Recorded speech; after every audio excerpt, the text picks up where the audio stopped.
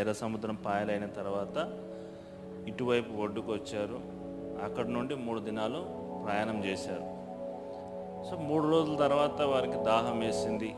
మారా అనే స్థలానికి వెళ్ళి అక్కడ నీళ్లు చేదుగా ఉన్న కారణాన్ని బట్టి మోషే మీద, దేవుని మీద వారు సనిగారు. చరిత్రలో ఎప్పుడు జరిగినటువంటి కార్యం అది. ఏంటి అంటే ఎర్ర సముద్రాన్ని దేవుడు 2గా పాయలు చేశాడు. ఈ కార్యాన్ని చూశారు, పాట కూడా రాసుకున్నారు. అద్భుతమైన ఆరాధన జరిగింది. వెంటనే 3 రోజుల తర్వాత సనుగు కూడా ప్రారంభమైంది. అంటే 3 రోజుల్లో వారు దేవుని కార్యాలను ఏం చేశారు? మర్చిపోయారు.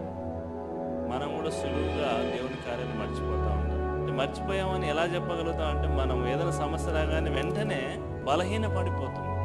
కేవలం 3 రోజుల్లో వారు దేవుని కార్యాలను మర్చిపోయారు.